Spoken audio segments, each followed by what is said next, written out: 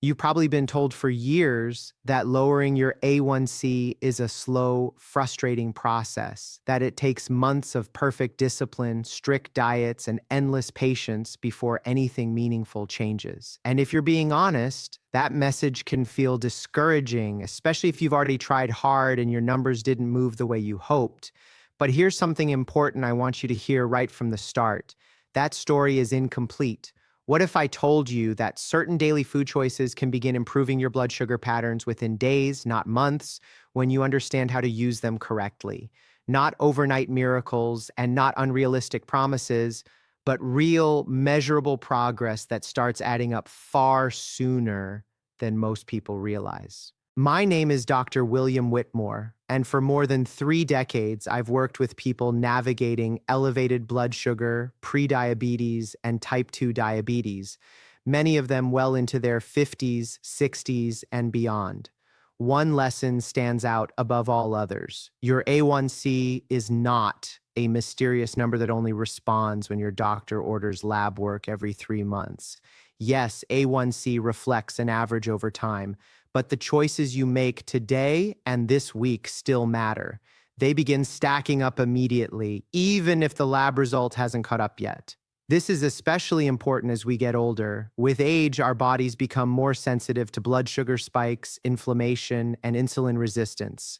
That doesn't mean improvement is out of reach. It means strategy matters more than willpower. The goal is not perfection. The goal is reducing the repeated spikes and crashes that quietly wear down your system day after day. Today, I'm going to share 5 specific foods that can help smooth out those blood sugar swings and support healthier A1C trends over time. These are not exotic ingredients or extreme diet rules. They are foods that work with your body instead of fighting it. And when used in the right way, they can make a noticeable difference faster than most people expect.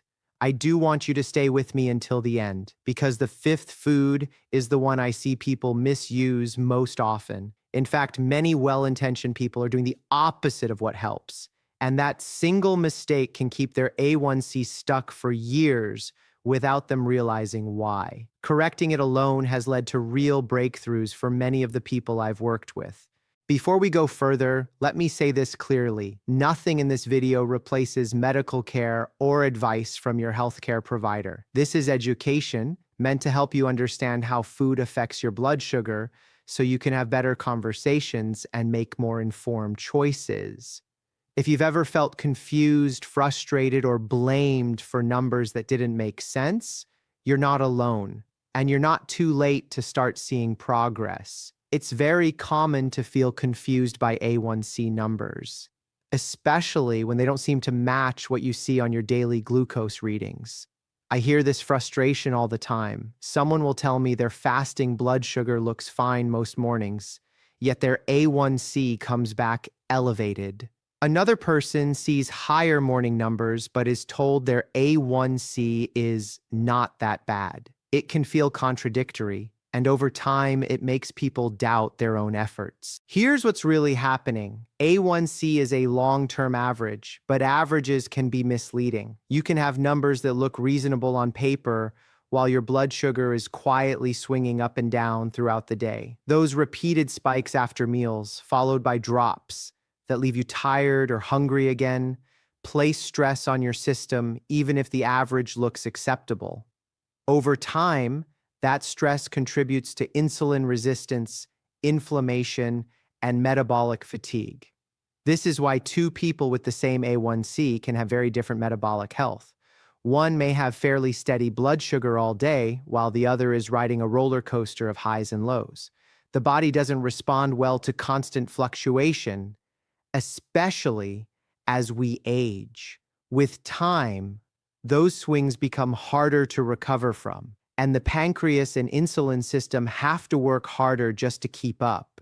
Another source of confusion is fasting blood sugar. Some people wake up with higher morning readings even when they haven't eaten overnight. Others wake up with normal numbers but experience large spikes after meals. Both situations can exist alongside an elevated A1C, and neither automatically means you're failing. It simply means different patterns are at play inside your body. The principle to remember is simple but powerful. Fewer spikes during the day lead to a lower overall average over time.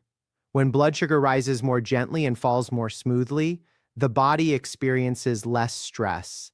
That smoother pattern is what gradually pulls A1C in a healthier direction. This is why focusing only on fasting, numbers, or single readings can miss the bigger picture. The good news is that daily patterns can change much faster than lab results suggest. The lab number takes time to reflect improvement, but your body responds immediately to what you eat and how meals are structured. That's where the foods we're about to discuss come in. They don't work by forcing blood sugar down. They work by calming the system, smoothing absorption, and supporting insulin so it can do its job more effectively. With that foundation in place, let's move into the first food category that consistently makes a measurable difference for people trying to lower their A1C in a sustainable way. The first food category that consistently helps stabilize blood sugar is leafy green vegetables. I often refer to them as a natural blood sugar buffer because of how effectively they soften the impact of a meal. When people focus only on cutting foods out, they miss the power of adding the right foods in. Leafy greens are one of the simplest additions you can make, and they work quietly in the background every time you eat them. There are two main reasons leafy greens are so effective. The first is fiber. Fiber slows how quickly glucose moves from your digestive system into your bloodstream.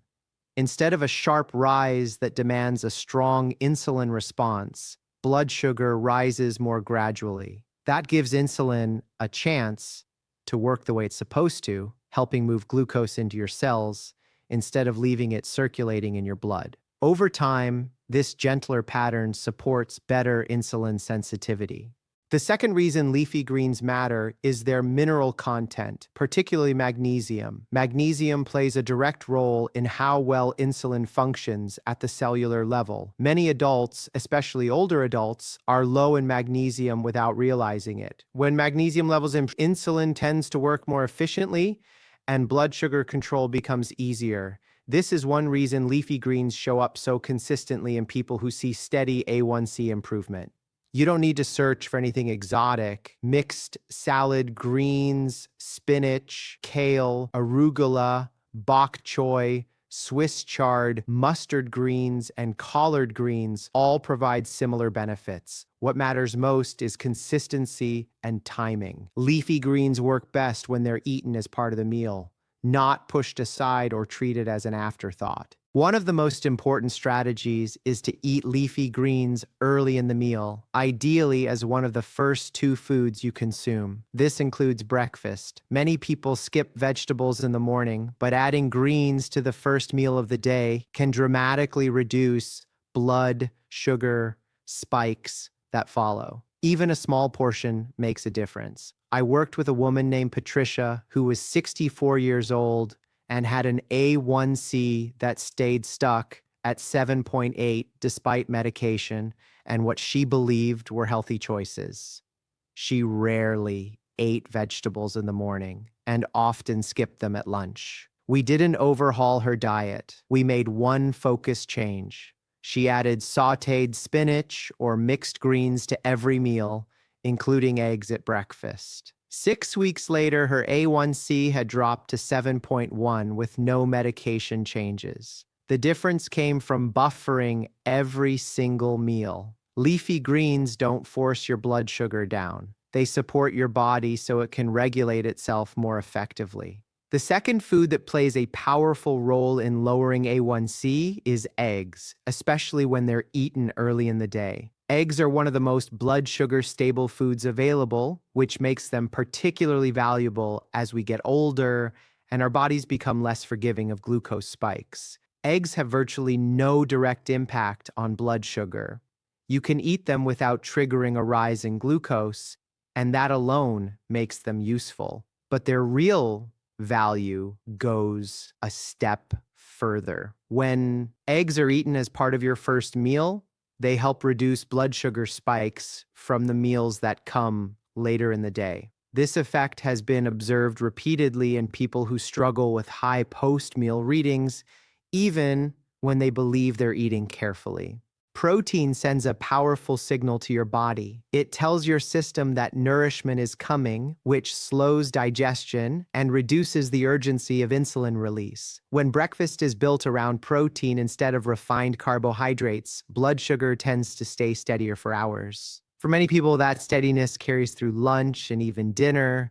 Eggs are also helpful for appetite control. Blood sugar crashes often show up as sudden hunger, irritability, or fatigue, because eggs digest slowly and promote satiety. They reduce the urge to snack or reach for quick carbohydrates later in the day. This matters because frequent snacking, even on healthy foods, can keep insulin elevated and interfere with metabolic recovery. While I don't generally encourage constant snacking, life happens. Medications, schedules, or low energy sometimes make eating necessary between meals. In those situations, an egg is one of the safest choices you can make for blood sugar. A hard-boiled egg is portable, inexpensive, and dependable.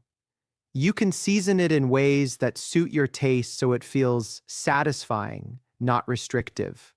What matters most is using eggs strategically rather than randomly. As part of breakfast, or as the protein foundation of your first meal, they create a stable metabolic starting point for the day. That stability makes everything else you eat easier for your body to handle. Fatty fish and the inflammation A1C connection. As we get older, one of the biggest forces working against healthy blood sugar is chronic low-grade inflammation. It often goes unnoticed because it doesn't always cause pain, but metabolically it makes insulin less effective. When insulin can't do its job properly, glucose stays in the bloodstream longer, and over time, that pushes A1C higher. This is where fatty fish become especially valuable. Fatty fish are rich in omega-3 fatty acids, which play a direct role in reducing inflammation throughout the body. When inflammation comes down, insulin signaling improves, cells become more responsive, glucose moves where it belongs more efficiently, and blood sugar control becomes easier rather than harder. This is not about forcing numbers down. It's about removing one of the barriers that keeps A1C elevated. For reference, an A1C between 5.7 and 6.4 is considered prediabetes, while 6.5 or higher falls into the type 2 diabetes range. A healthier target is 5.6 or below. Moving in that direction often requires addressing inflammation, especially in people who have been dealing with elevated blood sugar for years. Salmon, sardines, mackerel, herring, and trout are some of the best sources of omega-3s. However, what matters most is regular intake, not perfection. Many people believe fish must be fresh or expensive to be beneficial. That simply isn't true. Canned fish provides the same omega-3 benefits and is often more affordable and convenient. If canned options make it easier for you to eat fish consistently, they are absolutely worth using. I once worked with a 71-year-old retired teacher named Marcus, whose A1C was 8.3. He had never enjoyed fish and avoided it most of his life. We didn't ask him to overhaul his diet. He agreed to eat canned sardines twice a week, mixed into salads with olive oil and lemon. 3 months later, his A1C had dropped to 7.6. He was surprised that such a small, consistent change could make a measurable difference. What improved was not just his blood sugar, but the inflammatory stress his body had been under. Eating fatty fish 2 to 3 times per week is enough for most people. More is not necessarily better. Consistency matters far more than quantity. When omega-3s become a regular part of your routine, insulin has an easier job, and blood sugar patterns tend to smooth out naturally. Fermented foods and the gut-blood sugar link. Many people are surprised to learn how strongly the gut influences blood sugar.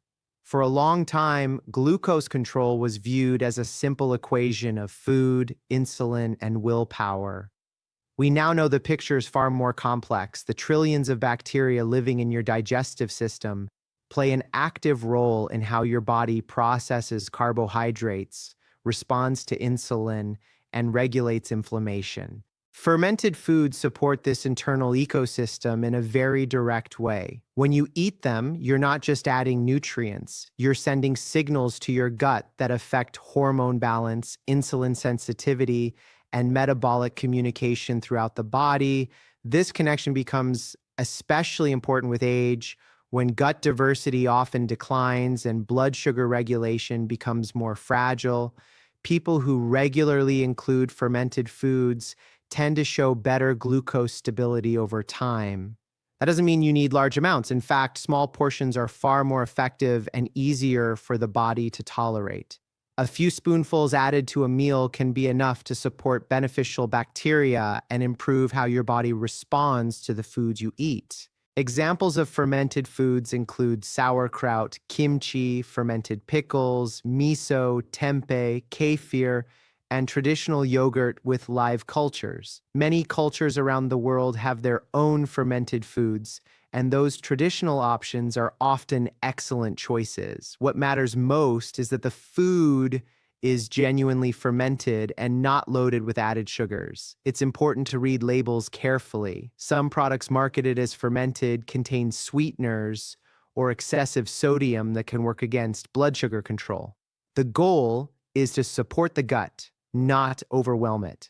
When in doubt, smaller portions of simple, traditional versions are the safest approach. Fermented foods don't lower blood sugar directly. Instead, they improve the environment in which blood sugar regulation takes place. A healthier gut supports better insulin signaling and more stable glucose responses. Over time, that internal support system helps A1C move in the right direction without forcing the body into stress. Resistant starch and the most common A1C mistake. This fifth food is where many people get stuck without realizing it. They're eating better, avoiding obvious sugars, and even adding healthy foods, yet their A1C seems to plateau. It hovers at the same number for months or even years. In most cases, the problem isn't effort, it's misunderstanding how resistant starch works and how it should be used. Resistant starch is a type of carbohydrate that behaves very differently from refined or fast-digesting carbs. Instead of breaking down quickly into glucose, it resists digestion in the small intestine. This slows the overall digestive process and helps prevent sharp blood sugar spikes after meals. For people dealing with elevated A1C, that slower, steadier response is exactly what the body needs. Another important benefit of resistant starch is its effect on the gut. It feeds beneficial bacteria that play a role in insulin sensitivity and metabolic health. When these bacteria thrive, they produce compounds that help reduce inflammation and improve how your cells respond to insulin. This is one reason resistant starch can be so effective even in small amounts. Where most people go wrong is quantity and timing.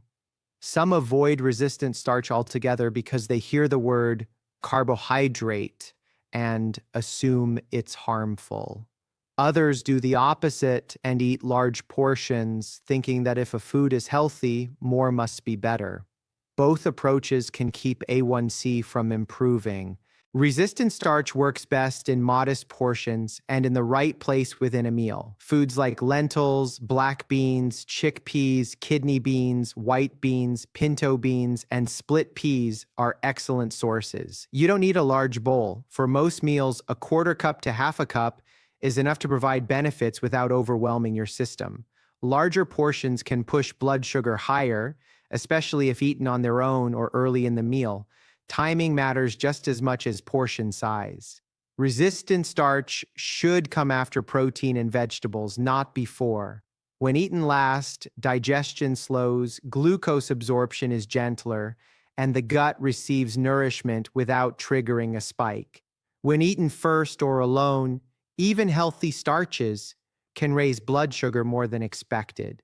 I often see people whose A1C is stuck around 7.3 or 6.8 despite good intentions. They're doing many things right, but they're either skipping resistant starch entirely or eating it in a way that works against them. Once the portion is adjusted and the order is corrected, progress often resumes. Resistant starch isn't about restriction, it's about precision. Used correctly, it helps smooth blood sugar patterns, improves insulin response, and supports the gut at the same time. The eating order that makes these foods work together. Now that you understand the 5 foods, the real power comes from how they're combined. The order in which you eat matters far more than most people realize. This is one of the simplest adjustments you can make, and it often produces noticeable improvements in blood sugar patterns without changing what foods you enjoy. Starting a meal with protein sets the tone for everything that follows. Protein sends an early signal that slows digestion and reduces the size of the blood sugar rise that comes from the rest of the meal. Eggs and fatty fish work especially well here, but any quality protein you tolerate can serve this role. When protein comes first, insulin doesn't have to react as aggressively. After protein, leafy greens come next.